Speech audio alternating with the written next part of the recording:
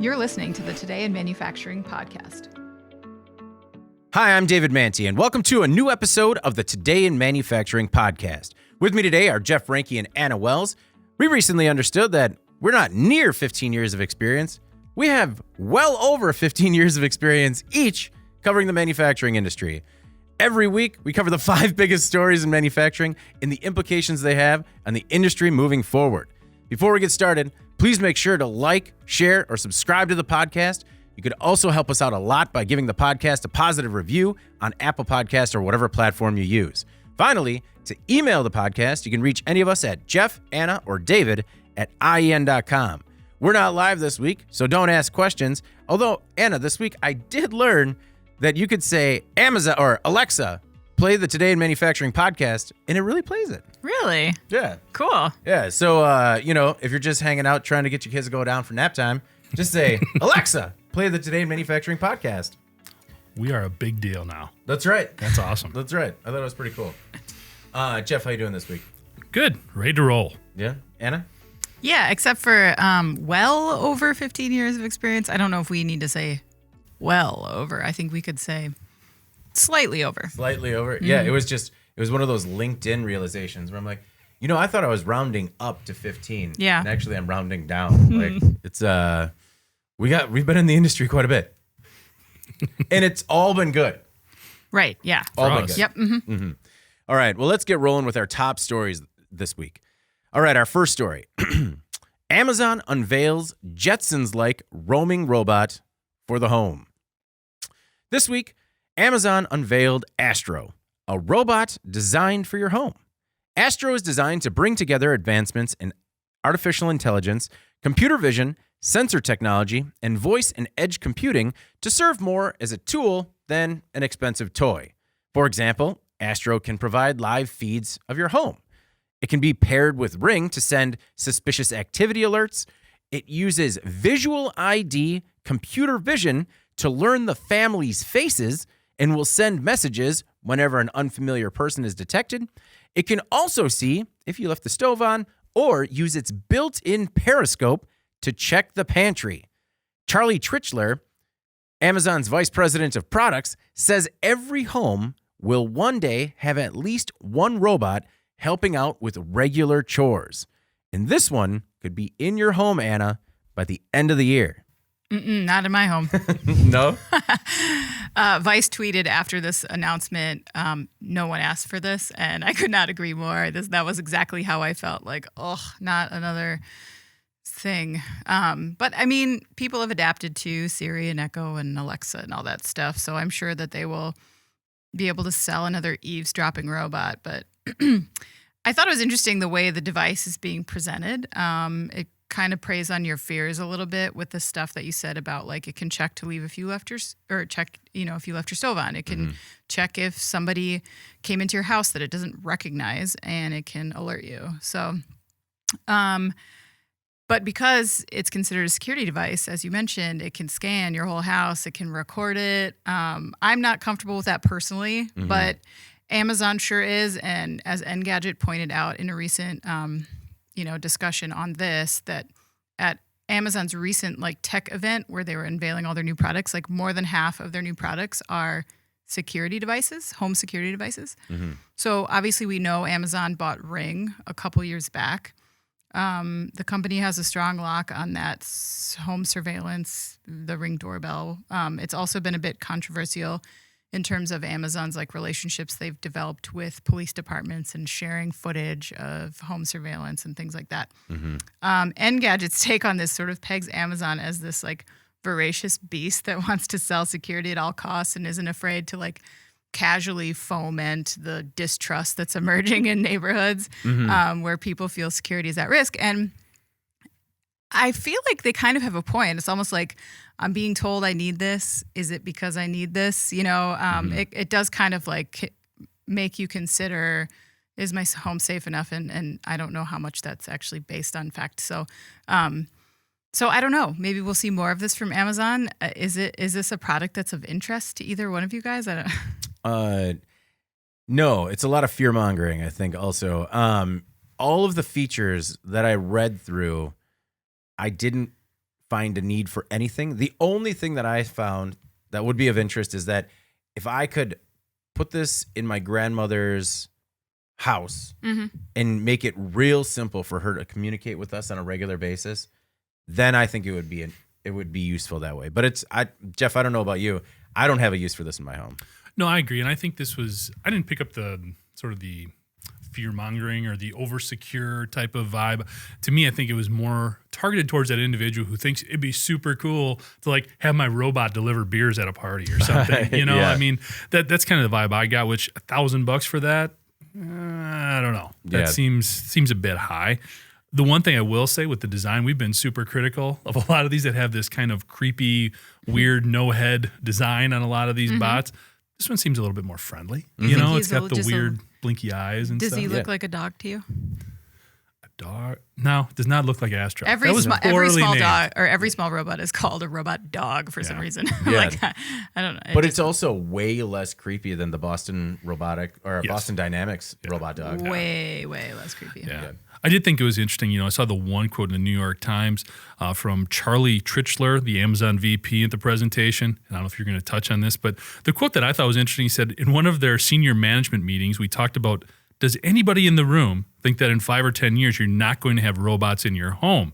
And everyone was like, yeah, we are. Yeah. 5 to 10 years for a robot? That seems soon. Why don't you ask? I think that seems late. Why don't you ask real people instead of people who work for Amazon? People who are designing the product and going to try to sell it. Yeah, I can't even. I mean, robots, I guess that's a relative term, right? If you look at a Roomba, like that's technically a robot running around vacuuming, but I don't know. I don't think I would be so immediate with that answer saying in 10 years, yeah, I'll definitely have a robot in my house. I don't feel that. Really, they're just putting your Echo on wheels for a lot of this. Yeah, I get that. I guess unless there was some really dramatic application change here, hey, if there's a robot who can wash my windows, Yes. okay, yeah, I'm in. There's like a laundry folding robot that's in development, and it's really expensive and it's very slow. Yeah. But if we could work on that a little bit, I don't know if you're watching developers. If there's an automation, I would buy it. If there's an automation system that goes from the clothes hamper to the washer to the dryer to my drawer, I'm in. Yeah, for sure. If they could somehow just make my socks new again, I'd be happy.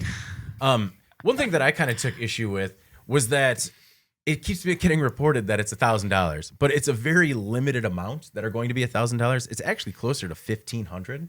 Okay.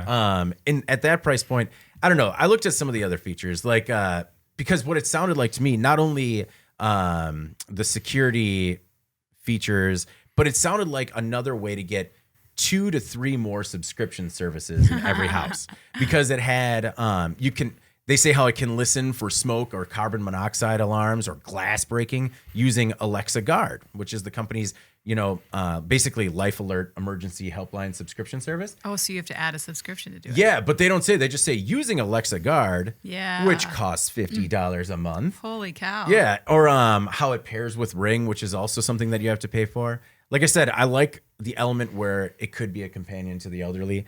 Talking about how you like how it looks, they actually did a lot of testing on that, testing the robot's personality.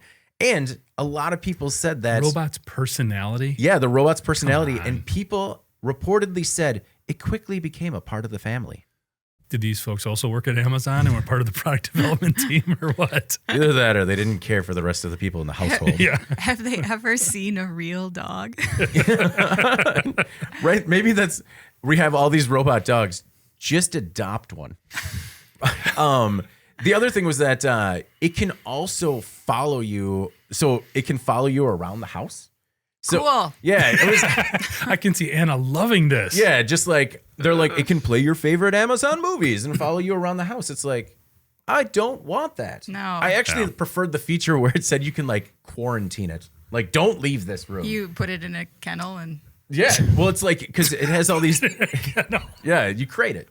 you create it. No, 'Cause that's why we buy robots. Yeah, it was, obviously there were a lot of security concerns with this as well, because there's going to be a lot of information that could potentially be susceptible. But I feel like it's a little concerning that in the release, they had to say, oh, well, it'll let you know when the microphones are off and the video camera isn't recording. Yeah, right. I'm like, no, it should just not be doing that, Yeah. and you have to turn it on. Right. Yeah, there's an LED light at the top. Yeah. Yeah, I'm sure it's real big. We told you while you were at work, David. Yeah. I don't know. I think it seems steep, and kind of to your a little bit to your point earlier. I don't know when the whole wave of like making security systems cheaper and more accessible to everybody was the thing, but that's not for me. Like, there's so many people in our community that post videos from their Ring or random things from around their house, and I don't need the ability to look at my cell phone and tap into a live feed in my house. Stare at your security camera footage all night. Yeah. Why is my robot fighting with my cats? Because it's named Astro. Yeah. Do either of you guys have security systems like that? No. We have security cameras at our house. Okay. Yeah. All right. Do you use them frequently? Yeah, I mean, but they also have other features, like you can tie them into like lights and things, and Yeah. so if we're ever out of town, it's kind of nice. But for the record, like for all the fear mongering, like we have never seen a single incident in the however many years of having those cameras. They like alert us if they see a person. Mm-hmm. There's never been anybody even like approach our door or anything. So I guess for that reason, it's sort of like reassuring knowing that. Does it make you feel safer, or does it make you feel less safe? I feel okay about it, but I'm also not like obsessed with like watching the footage either. So. Okay. The one feature that kind of struck me is that the visual ID computer vision that's going to learn your family's faces. Yeah. And then you get an alert like stranger at the house, and it's just like, okay, we got to learn the post office worker as well. Or right. The post Yeah. worker. And I use our cameras more for like, knowing when my kids get home from school and stuff like that. Like that, you get an alert. So. Okay. Everyone, we got to stay home today because we got to teach the robot dog our faces. Totally normal thing we do in the world now. Yeah. All right. Next most popular story: an autonomous robot may have already killed people. According to a recent United Nations Security Council report, autonomous weapon systems may have already killed human beings for the first time ever last year during the Libyan civil war. Now, we covered this a little bit previously, but James Dawes from Macalester College says this could be the starting point of the next major arms race, one that has the potential to be humanity's final one. He came off real hot. Militaries are heavily investing in autonomous weapons R&D. The U.S. alone budgeted $18 billion for autonomous weapons between 2016 and 2020. Dawes sees 4 primary dangers with autonomous weapons. 1, misidentification.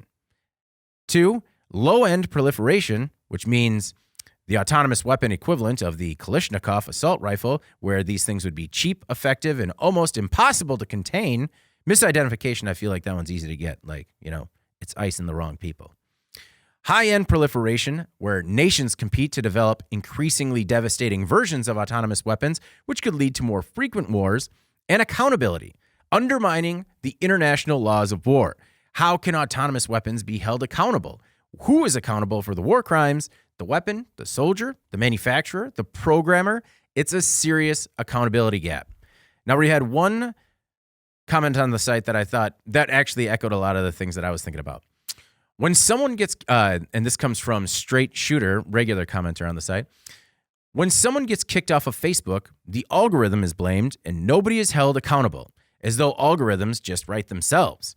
When a killer robot kicks someone off the planet, will the programmers be allowed to simply shrug their shoulders and blame the algorithm? What could possibly go wrong? Go wrong. Jeff, what could possibly go wrong? Well, I think the same things that could happen with any type of advanced weapon system, to be honest. I understand his approach here and his thoughts on these 4 areas where these weapons could create bigger issues. And I'll circle back to the proliferation concept, but that's been going on since the slingshot. I mean, you're always going to have that arms race, if you will, no matter what the weaponry is. I don't think that there's any way to avoid that. Now, when we look at misidentification, I get that as an issue, but that's already a problem. And he's talking about being at a bigger scale, a much larger scale with these algorithms and not fixing it. Well, when a soldier makes a misidentification problem, you replace that soldier. In this case, you would think you'd be replacing software. If something happens wrong, you fix it. You pull it out, you fix it. The other thing is we already have some of this. When you look at all of the use of drones in highly volatile situations, now those aren't fully autonomous, which sort of leads into another point, but there is always the potential to miss a target. So this is not new either. This is not exclusive to these types of systems. Yeah. That's been going on for as long as we've had an Air Force dropping bombs. Yeah. But his point is that if there is human error, there's still a human behind it. Where this, it's not a human behind it. It's an algorithm. And then who do you know? Well, and I know he gets into accountability, but I don't think that shifts just because it's a machine. There's still an individual who is charged with placing that machine wherever it is. Yeah. That machine didn't read the news, say, this is where I'm going to war, send itself there and start shooting. Accountability is still in place, whether it's the commander-in-chief, the country, whatever you want to say. I don't think accountability is dismissed simply because it's a machine as opposed to an individual. Now, the other thing, again, when we talk about proliferation here and how that can escalate out of control, absolutely. Of course it can. But one of the things that tends to happen with these weapon systems, as they become more advanced, the ways to control or combat those systems also becomes more advanced. When I was reading this, and again, it's a very interesting article. I think he makes a lot of great points, but I was actually thinking about submarines. But I was recently reading Dead Wake. It's an Eric Larson book talking about the sinking of the Lusitania at the beginning of World War I. Now, basically they had a hard time at the beginning of both World War I and World War II finding these subs, combating them, understanding what to do. But there were advancements in sonar and other technology that eventually made them less of a threat and less of a concern. Also, when you're talking about submarines potentially taking down passenger ships, which is what the Lusitania was, again, who was accountable? The sub commander, Germany. Was it okay because they were at war? All these things, none of this is new, I guess is my point. It's always been going on. It'll always be there when you look at these weapon systems. So you're thinking that there will be, with this will come greater countermeasures. True, but then it builds on top of each other, right? We get smarter at finding them. They get smarter at losing them. I mean, it's just, you can't stop that. I don't think it's great. I guess my point is, I don't think it's greater here. I think it's just part of the mix, unfortunately. The other thing I was just going to comment on too is, we have to, when we start talking about autonomous, I think it's important to define that. What is fully autonomous? Yeah. Are the drones that we use right now, are those fully autonomous? Because most cases they do still have a pilot on the ground controlling them, seeing what's going on. Right. I would hope that's kind of what we're still talking about here. Yeah. Potentially not. The other thing I think is important too is we're still a long way from any type of fully autonomous military application. The closest one I could find was basically, I think it was earlier this spring actually, the Air Force came out with the Skyborg, which was their first autonomous fighter jet. They're still looking at it used along with manned aircraft. So not going by itself, still has somebody controlling it, telling it where to go, telling it what to do. So a lot of interesting points. Yeah. A lot of interesting points that he brought up, interesting dialogue, but I think it may have been a little over the top in my opinion. Well, we did the story a couple of weeks ago about the two, about the robots, at the Israel border. And with the guns, but they're not working. They're not on autonomous, but the entire robot is. So I mean, as far as fully autonomous robots being out there and being weaponized, they're out there already. And the other thing is that I wanted to kind of ask you about was that, so a lot of times you talk about how these help keep soldiers out of harm's way, because they're not manned. But one of his points that I found interesting was that as a result of that, casualties are usually what causes a lot of that accountability or a lot of people to second guess, a conflict. So he thinks that this might cause more frequent wars because, it'll just be, it won't sending a necessarily machine instead of sending a person. There's still casualties. Yeah. It's just not soldiers on the offensive that are being put at risk. So I guess I don't buy into that either because again, they're not shooting at rocks. They're shooting at live targets. And as long as that's the case, there still is that level of accountability. I think there is still going to be propensity to be careful with what you're doing because there are a lot of human rights groups and a lot of activist groups out there that rightfully so do have the public's ear and are going to hold people accountable regardless of who it is that is at the other end of that. So it's not that casualties are completely removed. We're not at a point unless he's referring to robots shooting at robots, which is not what what we're looking at here. I think that's not what the concern is. The concern is armed autonomous machines shooting at other human beings. So as long as that's the case, I don't think that accountability element is gone. And he also says that the problem is not just that these errors occur, but when they do, the makers or the manufacturers don't often know why they did or correct them necessarily. Yeah, so he brings up some sort of interesting examples that further illustrate the point that we're still really far off on some of this autonomous technology. For example, James Dawes, the author, said that at one point, a neural net designed for use in a Pittsburgh hospital identified asthma as a risk reducer in pneumonia cases. Obviously, that's wrong. Touch off. Might be off. Image recognition software used by Google identified African Americans as gorillas. And a machine learning tool used by Amazon to rank job candidates systematically assigned negative scores to women. And as you said, so he contends that when AI systems err, they err in bulk, and that when they do, their makers don't know what to do. They don't know what went wrong, how to fix it. With that said, is all autonomous technology bad and should be abolished? No, even if I thought that to be true, that wouldn't happen. That's too late. But I think what he does fail to acknowledge, and I think this kind of jumps off of Jeff's point a little bit here, is that so much development is happening as this stuff is being tested, and none of that makes any kind of headline. So in reality, I think the problem more likely stems from tech that's being rolled out way too soon. We've seen that with automotive. We've seen that with all kinds of, some of these AI algorithms, like I just mentioned that he had used an example, but because the risks, I think it's clear there needs to be some regulation here.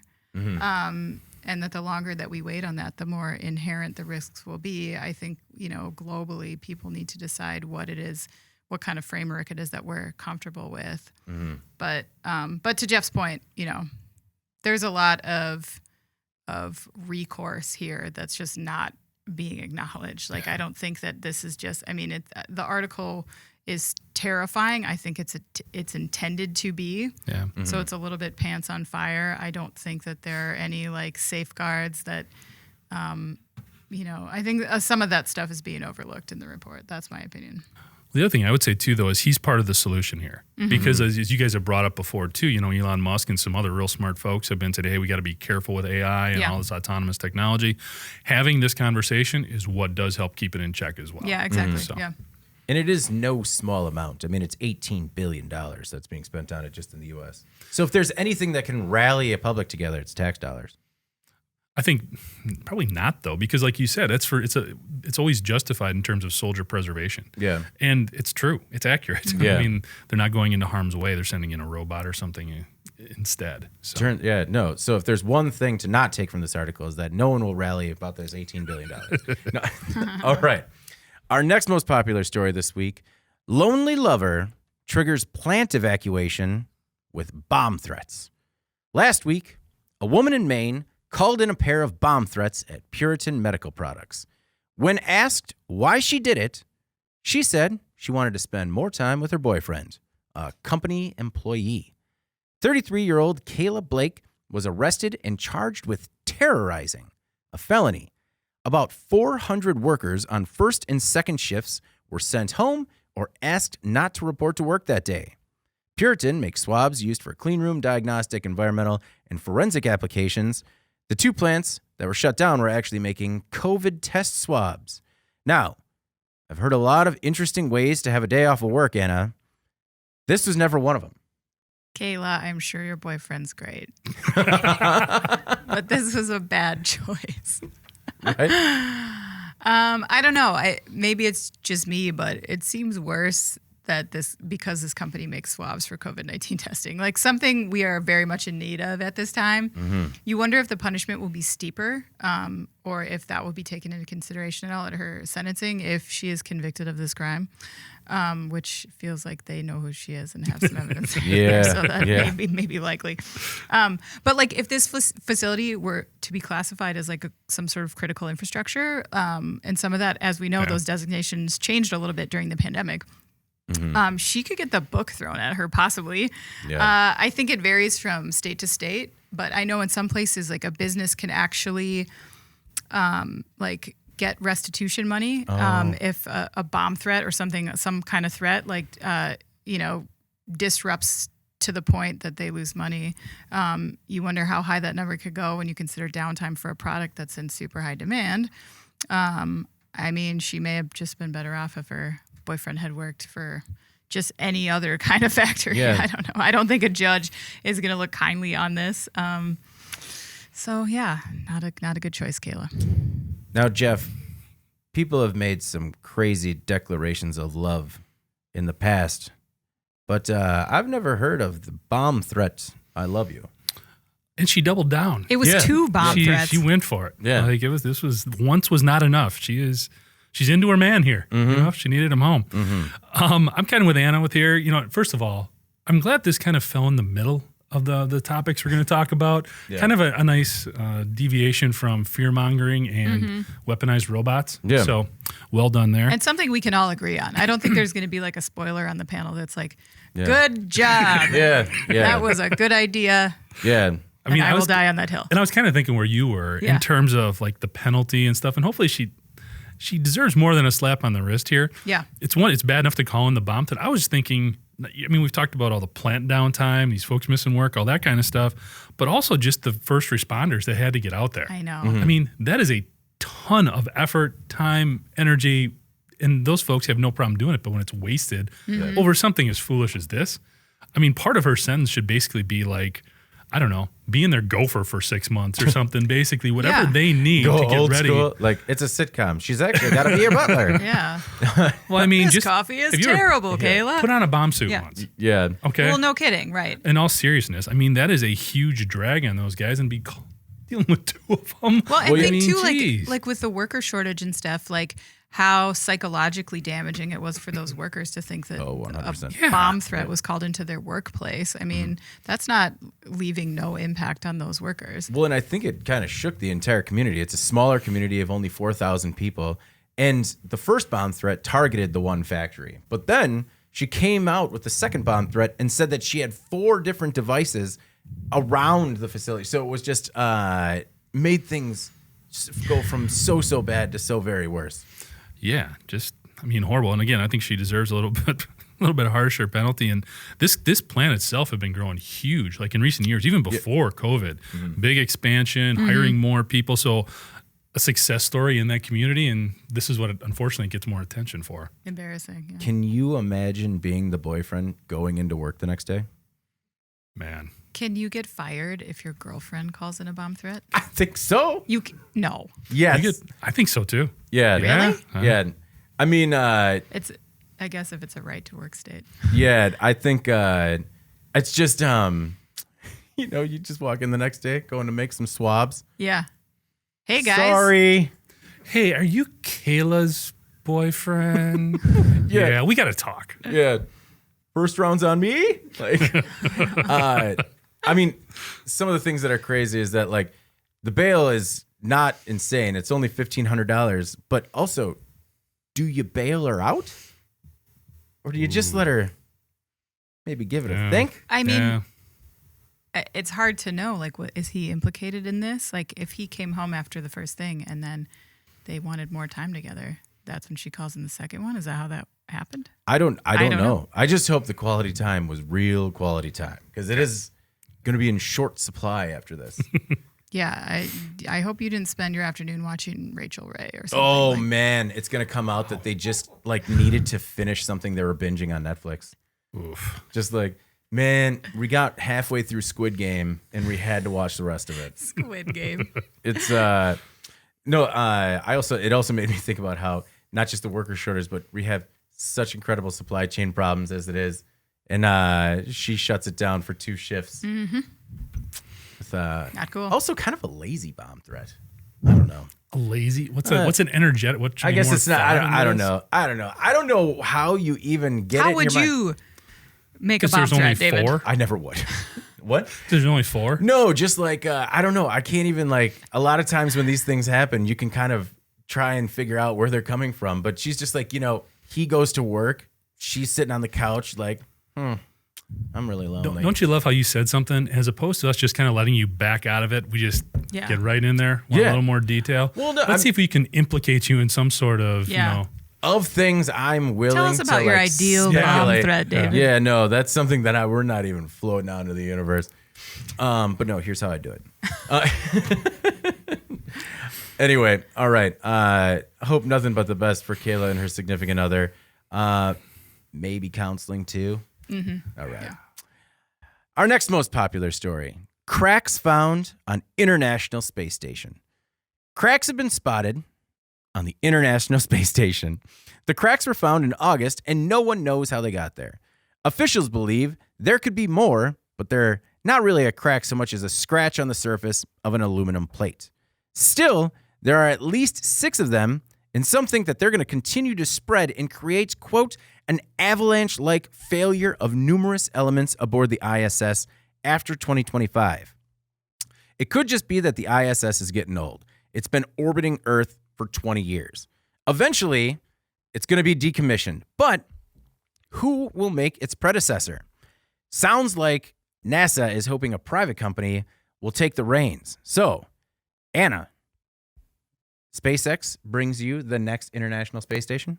I mean, maybe. It's not the worst idea I've ever heard. I mean, it almost seems like we're doing the same thing with space as we do here on Earth in America, which is ignoring the maintenance side of these critical systems because people don't want to spend money on non-exciting maintenance, like things we don't see. Yeah. So, like, we've got money for the Webb telescope and new spacesuits and, endless amounts, in fact. Mm-hmm. I don't know. Like you said, the experts are saying that we can expect it, like basically an avalanche of failures by 2025, which is super duper soon. Yeah. So this means the process to fix this needs to start like yesterday. Mm-hmm. And we know that the timeline overruns on space projects are par for the course. It always happens. This is not a very long timeline. Something needs to be done. Unfortunately, NASA has been a very large contributor to the ISS from a funding standpoint. Mm-hmm. The extension of funding is in the hands of Congress, so there will no doubt be some drama around how and when and where this is addressed. But to me, it's very alarming to consider that the world trusts the ISS to be safe for what are really like the top minds in aerospace research. Mm-hmm. This isn't something that we can just play fast and loose with. And despite the flashy headline, I think it's really, it's infrastructure again. We're talking about like making solid choices to like build a good foundation for whatever it is that's there. Were you talking about the space station or like a relationship there? Good choices. Yeah. Build a solid foundation. I'm still thinking going about forward. Still thinking about Kayla. This is for you, Kayla. I just want you to think about. So the space station cost $150 billion to develop and build. Mm-hmm. And as you said, NASA paid for most of it, with Russia, Europe, Japan, and Canada contributing. And what that sentence made me think of was like when, as a family, you go in on a gift together, mm-hmm. and it's like you get like 90% of the cost, and they're just like, "Yo, can I sign the card?" It's like you can sign 5% of that card. You can, yeah. Oh, you're that guy. Oh, yeah. Okay. You can leave a fingerprint on it. And it's just like, no. We all paid for this together. And NASA's just sitting there like, right. Your guys found the scratches. Yeah. Thanks, guys. Russia's like, thanks, Russia. Russia's like, well, I only had 1 escargot and the U.S. had like 7. And so I would prefer to not throw in on those apps. Yeah, we're only gonna pay for what we have. Yeah, did you even eat bread? I didn't even have any bread. So, but I think, Jeff, when I see $150 billion spent on this, I think that SpaceX has been a company that's been able to capitalize on a lot of government contracts. Maybe they see that number for something that was built 20 years ago, and they're like, "What are you willing to spend on the next one?" Yeah, that seems low. With all the numbers we throw around, $150 billion. Fair, yeah. You know. It is space after all. But I do think this is getting. It's a hostile environment, obviously, but we're talking about scratches on the paint. Mm-hmm. I mean, it might be blowing out a little bit. I'm not saying don't fix it. Are you a space station expert, Jeff? Yeah. Well, Anna, funny you should ask. No. Well, I did run across, we actually ran some stuff when the Russian cosmonauts first saw some of this stuff going on. And there was actually, in this very section of the ISS, there was an air leak. This goes back about a year and a half. And do you remember this? We actually ran this. They used tea leaves to find the leak and all that. And I thought it was interesting because at that point they found basically the equivalent of space duct tape to patch it up and stop the air leak. That's all it's going to take, you think? Is some Well, the reason that I say maybe it's blown a little bit out of proportion is when they found that leak, it was leaking 0.4 millimeters of mercury per day. What it would need to take to register as an emergency is 0.5 millimeters a minute. So it was significantly, like, exponentially less. It wasn't a crisis, but it was an air leak, so it gets tons of attention. Obviously, you need to address it. Okay? I'm not saying that. Yeah. But it is a 23-year-old structure. I mean, it can't be a surprise this stuff is popping up here and there. They've just basically been tacking stuff onto it since they got it up there, making it bigger, accommodating more people. So whether the answer is SpaceX or further investment in that current structure, yes, it's needed. I don't think it is, it's easy for me to say down here, as dire a consequence, maybe, as what it's being perceived as. I feel like when you're up there, it seems quite dire. I'm sure. Yeah. Jeff flies out there with a big roll of tape, space tape. This is just a scratch on the pan. I'm just going to roller. Paint. Slap this on there. I think the answer is maybe a combination of, you throw a couple of things of duct tape up there on the next launch, and then maybe start planning what you're going to do for the next one. Loyal viewer Alex has asked a question. He would like to know, where does this go after it's decommissioned? Alex, it gets incinerated. Yeah. You can just throw trash in space too, we've decided. There is actually that place, what is it, the Indian Ocean? No, it's between South America and Europe. Yeah, it's like a big pocket where all that stuff crashes. So there is a pocket in the ocean where this will be targeted. Most of it will burn up, but some of it will make it in there and it'll join the other space junk. Space trash junk, in the water. Oh, okay. We did do a video on that a while ago. Yeah, it's that's incredible. And I don't know. I think maybe talking about what the answer is for the future, maybe it's a good idea to do that. Maybe. Yeah. I would. Yeah. All right. Our most popular story this week, airline exec calls Boeing's pricing delusional. Ryanair is Europe's budget-friendly airline.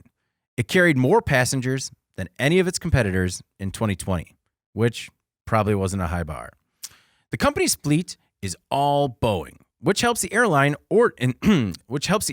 streamline operations. The company has 300 planes currently in service, but it wants to have more than 500 as soon as 2024. However, talks between Boeing and Ryanair have collapsed after both sides agreed to waste no more time on these negotiations. They broke down hard and fast. Ryanair CEO Michael O'Leary says talks broke down because Boeing was, quote, delusional and had unjustified and inexplicable demands. It might force the company to switch to competitor Airbus. Jeff, good news for Airbus? Maybe. I think this is, first of all, I love it when, this almost seems like we're continuing with this relationship theme here, calling somebody delusional. Yeah. Like that sounds like a spat. Yeah. Between Boeing two. is so crazy. Yeah. Just went next door. It's like, can you believe what these guys are doing? Yeah. I can't believe this. I thought I knew them. Been together for how long? And now they're pulling this? Delusional. Man. So what's interesting, I think it is somewhat of a negotiation tactic. I mean, it's been all over the place. Boeing's had all sorts of issues. I think they need to obviously retain this type of customer, such a big customer, and right in Airbus's backyard, kind of. So I think that's what this comes down to. And I think one of the things that was interesting in doing a little bit of research, Boeing, despite all their issues, they haven't out-delivered Airbus, but they have outsold them so far in 2021 by like 100 planes. Interesting. Yeah. So now what's so crazy with this airline or with the aerospace industry, when they sell these planes, they automatically adjust for the number that'll either be canceled or they won't be able to deliver. And it cuts the number like in half. So even though Boeing has sold like 630 planes, they're not sure if they'll even be able to deliver like 300 of those Oh, wow. at the end of the day. Yeah. And it's the same dynamic with Airbus, but still Boeing is obviously highly competitive. Between Boeing and Airbus, they own more than half of the airline industry in terms of the planes that are bought. So, Ryanair, I can understand the negotiating tactic, but be careful, because if this is who you want to stay with, these guys, you do have to, can't just be calling them out all the time. You have to be mindful in preserving your end of the relationship too. Yeah. I feel like It's a two-way street. I feel like Ryanair looks over at Boeing and Boeing's just like, you're blinking first. I don't know. It's what I understood from the article is that, and it sounds like Ryanair's business model and efficiencies are tied so closely to Boeing aircraft that they're the ones that don't have a lot of bargaining power here. Yeah, I mean, yes, that's true. I think that, O'Leary has been blasting Boeing for months now. And both sides seem to think that if they maintain discipline on pricing, then they're at a stalemate. It's the classic kind of supply chain push-pull that you see in many industries where suppliers and customers trade leverage. And now Boeing, who's been a punching bag for the last few years over one scandal after another, is getting to push back a little bit. And the experts in this article say rightfully so. But it's hard to believe, I think, as you guys are alluding to, that this isn't just posturing on behalf of Ryanair. Like you said, Ryanair switching partners entirely would be a monumental upheaval and threaten their entire business structure, profit margin in the near term, which I don't think in the near term, when airlines are trying to dig their way out of the pandemic, people are looking to cut any profits or sales in any way. So, Reuters recently reported, since we ran this article, they reported that a different Ryanair exec had said that he believes the Boeing deal will come our way eventually. That was his quote, will come our way eventually, but that the airline is in no hurry. I don't see this going much further than the two sides kind of jockeying as much as they can until they settle on a deal. You just don't usually see it happening publicly, which I think is hilarious to watch, by the way. I want them to stop using the delusional term and just make it like a wrestling promo. Yeah. I'm coming for you. Yeah. You're going to bring those prices down right now. Yeah. I'll meet you in the steel cage. It is coming to that in terms of how people lose their cool very publicly. Yeah. It's sort of out of the it's the negotiation playbook now. Yeah. Where it's just like, play nice, it's not working out, tweet something. And aren't they saying that like people are like losing their like on airplanes all the time now? Yeah. That's like happening regularly. Oh yeah. So maybe this guy O'Leary is he's in with a bad crowd. He had a bad flight. He was already at the brink.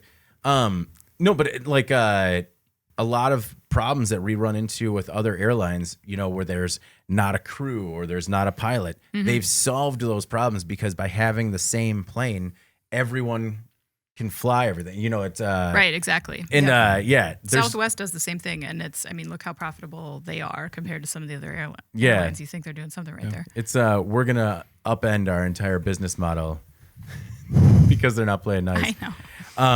I like the one aerospace analyst that said, there are airline execs who would like to think that when manufacturers lose pricing power, they never get it back, but that's just not the way that it works. Yeah. All right. Well, let's move on to In Case You Missed It. Some of the stories that, might not have been the most popular on the website, but, still could make a big impact on the industry going forward. And when I thought of making a big impact on the industry going forward, I thought toilet troubles.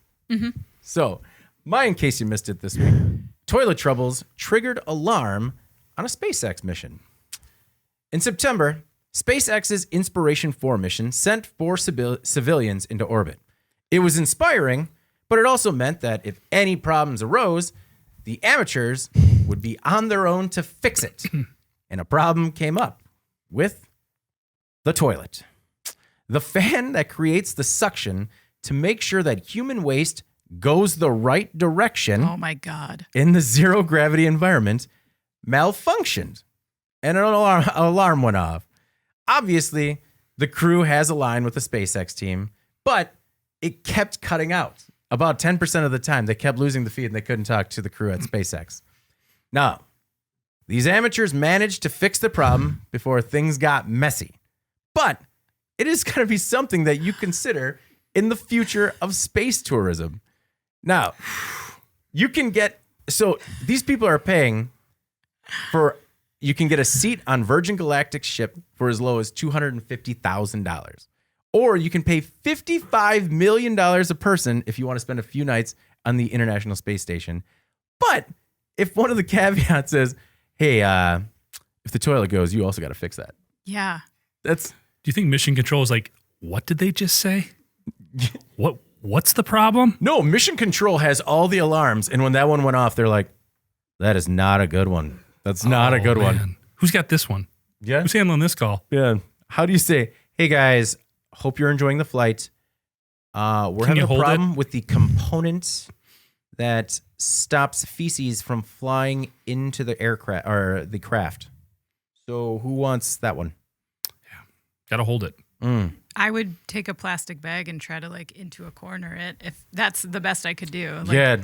Well, I mean, hopefully they got all this space duct tape. I couldn't. I think that's going to help you there. If there's no requirement whatsoever as to your abilities to address some of these problems before you buy this ticket, then you do not want me on that plane with you because I would just be like, I don't. Wow. I think these are some of the realities people need to understand is they're just like, I'm going to space because I want to float. I want to float. I think it's going to be great in 0G. It could be really not great. But also this is very funny. But if it were something that were maybe a critical component or something, and you're up there alone with 3 other strangers that have no at all capabilities necessarily required to be there, no, thank you. Yeah.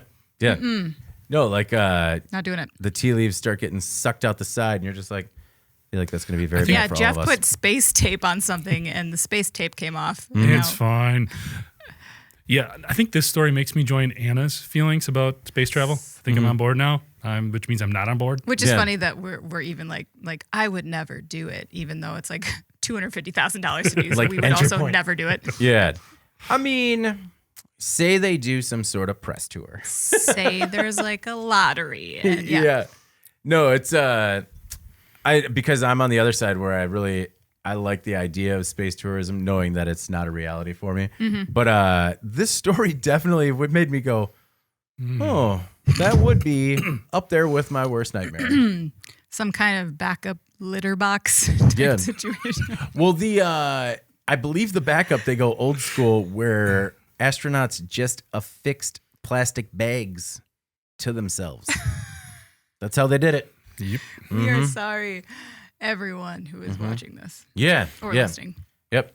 Watch it over the lunch hour, guys. Anyway, Anna, what's your in case you missed it? This is a very different topic. So California will be the first state to require hourly wages in the garment industry. I don't think this is widely acknowledged, but those who track the garment industry know that the reputation Southern California has for what are essentially sweatshops. Garment production is a huge industry there, and often the exploitation of workers gets buried somewhere in the supply chain. California's Governor Gavin Newsom has just signed a law that prohibits companies from paying workers per item produced and requires them to actually use standard hourly wages for those workers. And the reason is the per item standard has long been accused as a way of depressing wages. The bills from Newsom also put some pressure on the companies that hire contract manufacturers to do that work, which has traditionally been a way for retailers to kind of hide behind an above-board supplier. It's interesting because a few years back, the Department of Labor started to go after retailers as well, saying stores like Ross and TJ Maxx and Forever 21, they were pricing their goods so low that the suppliers had no choice but to produce them at illegal wages. Anyway... The California Chamber of Commerce hates this and says that it's burdensome and will drive business out of California. And California, as we know or could guess, seems to be perpetually ranked as the worst state for doing business.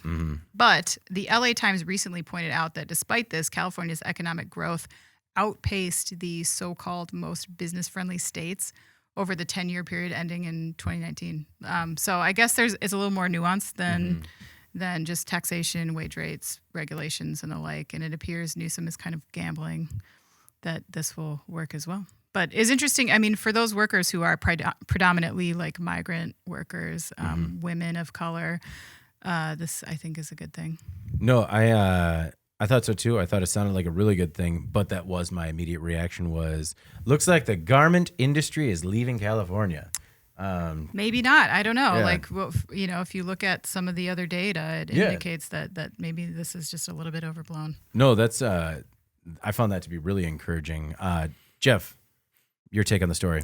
Yeah, I mean, it's obviously positive. The thing that's always tough with California and some of those other states too is the cost of living is so high out there. So that's what you're hoping these wage increases are commensurate with that, so they can make a workable wage and stay out there. So yeah, I think that could only be a positive, ideally, because I think when you look at some of that economic data too, it sort of gets squished together as a composite as opposed to looking at the individual numbers. So if you've got a lot more people working, yeah, they're making more money and they're having a greater overall economic impact, but individually they're not growing, they're not gaining a foothold there. So, and that's what you really need to create that base for a solid infrastructure. So. All right. Before we moved on to Jeff's, in case you missed it, the one thing I forgot to add about the SpaceX toilet story. Oh, good. We're back to that. Okay. Thank you. Could you imagine?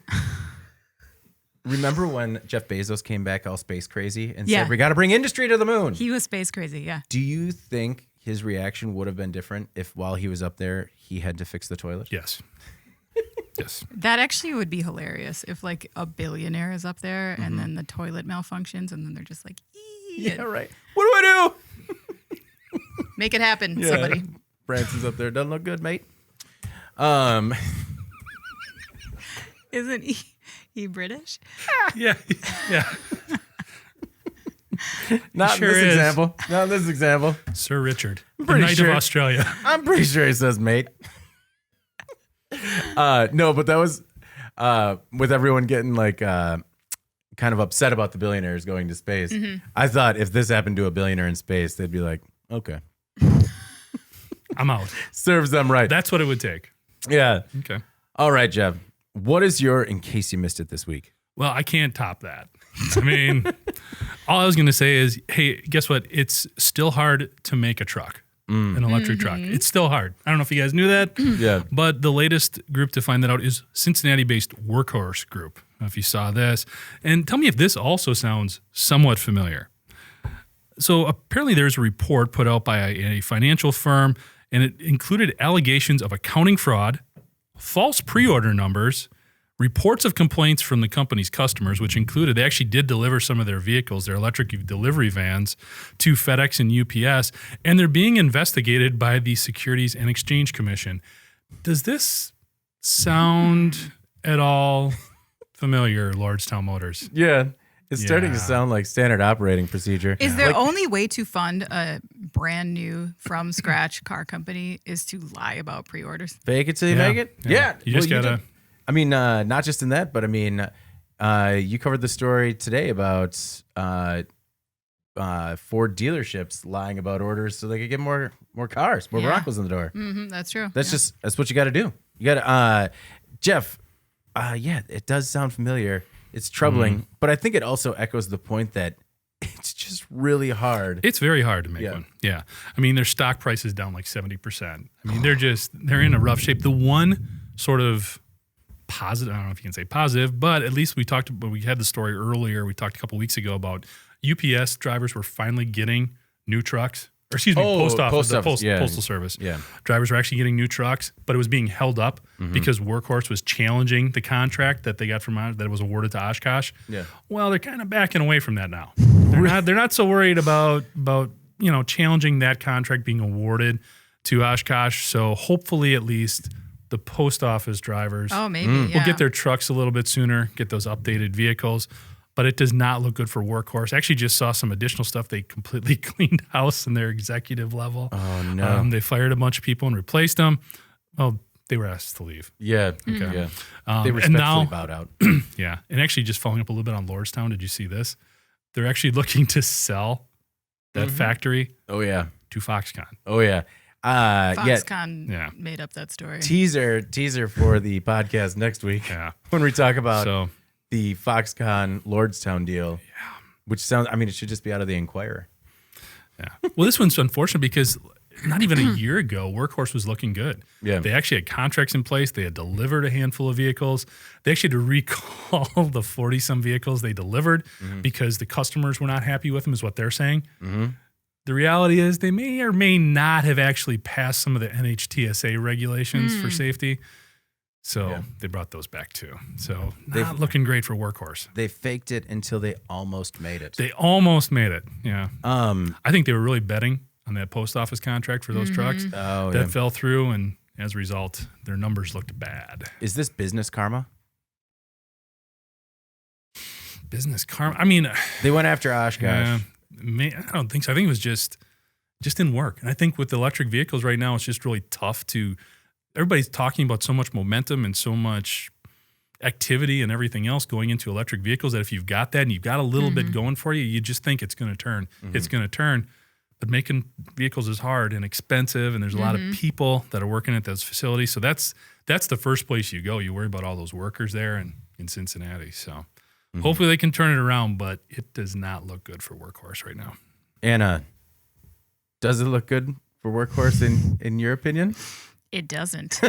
No? Yeah, I just wish that we could, I don't know. It's expensive, right? So like that's why these companies with no product end up on the stock market before they have a product. But geez, you know, like there's been a lot of smoke and mirrors, you know, by these companies, I think because they're desperate to like maintain their position to even like get to market. Yeah. So you know, I don't think that all these companies are like innately run by like individuals that are, you know, hoping to be fraudulent or, you know, deceive the public deliberately or their stockholders. But I feel like we put them in a really tough position when they post IPO, like before they have anything to show for it. Yeah. And the ridiculous nature of it makes me laugh. But I do, to Jeff's point, I do feel bad for all the workers at these facilities because sometimes it seems like people at the top don't know what they're doing or they're really on a razor's edge and they hold a lot of lives in the balance. Very true. So, all right. Well, hopefully it turns around. What was the recall for? The battery? So it was a voluntary recall. Oh, okay. So they didn't go into specifics, but it's basically thought that a lot of the safety testing that was done by the National Highway Transportation Safety Administration, they had passed that, but there was a little bit of paperwork issue, like maybe not so much. Oh, okay. Like maybe they didn't quite do that right. So that's why they recalled them. It was not a forced recall. It was a voluntary recall. So we'll see what happens. Okay. Well, let's move on to our final thoughts this week before we get out of here. Anna, what are your final thoughts? My final thought this week is I found out this week that a friend of mine had been deceptive and not told me the full truth about his background. And it came to light that David went by Dave all through high school and ridiculous. Never, ever shared this with us, despite the fact that he hates to be called Dave. He was always rather adamant about it. Yeah. Yeah. Daves sell cars. I'm David. No, it's kind of like it's kind of like this problem with Workhorse, right? Like sometimes it just gets away from you and you can't rein it in anymore. And let's just say that individuals in high school are not hey, actually I prefer David. Yeah. Right, Dave. So as I said, I grandfathered everybody in, and so everyone to a certain point can call me Dave. Yeah. Family. There's two people in the world that can call me Davey. Different story. But yeah, no. After that point, David. Okay. Thank you, Azure. I appreciate that. You uncovering that one for Anna.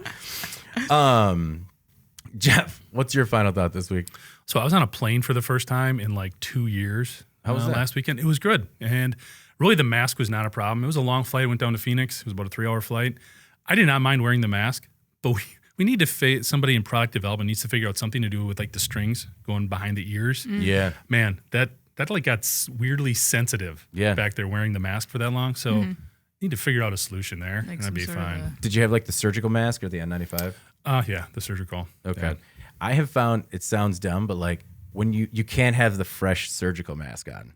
If you're gonna wear it for a long time. Like roll it in the dirt for a while. No, it's got to be something that you've worn a little bit, just because like you're right, like it kind of gets embedded back there, and it gets just raw. Yeah, it just got really sensitive. Yeah. So it could be I'm sure there's somebody smarter than me who can figure something out there, but it could be like the masks I ordered at the beginning of the pandemic that are maybe big enough to fit a small child, and yet 12 adults were trying to like wrap them around the their softball face. masks. Yeah, and you're just like You have a small child. Well, you needed at the time. I didn't. Well, I mean, they weren't masking yet. But remember, like the extenders were a thing. Oh yeah. It's like you shouldn't make an extender. You should make a bigger mask. Yeah. Well, at the beginning when we were all like, well, we should all get a mask because we need to wear one for the next 10 to 12 days. Yeah. No, it was. Now we all have like 10,000 masks. Oh, like, they're everywhere. Yeah. Yeah. No.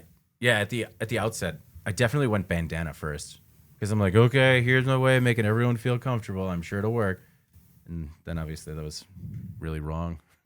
Needed to change it. All right. Well, my final thought is just a thank you to all the friends and family that helped celebrate the birthday of my youngest kid, Caden. And this thank you serves as the official thank you. You'll be receiving nothing in the mail from me. Wow. You've got everybody subscribing and listening. Yeah, Well done. We'll just get this clip. We'll shoot out an email. Nice. Did you want to circle back to that toilet one more time, or are we good to go? Well, so while we were Another doing final swirl? thoughts, I was thinking about the toilet again. And no, please send any leads to future space toilet stories to myself or our assistant editor, Nolan, at IEN.com. He's got our space toilet beat He's on covered. the toilet beat. Wow. All right. Well, before we get out of here, please make sure to like, share, and subscribe to the podcast. To email the podcast, you can reach any of us at Jeff, Anna, or David at IEN.com with email the podcast in the subject line. You can also recommend any stories that you'd like us to cover, and in case you missed it. All right. Also, please make sure to subscribe to our daily and weekly newsletters. Make sure that you get the podcast in your inbox first. All right. For Jeff and Anna, I'm David Manti, and this is the Today in Manufacturing podcast. We'll see you next week. Thank you for listening to the Today in Manufacturing podcast.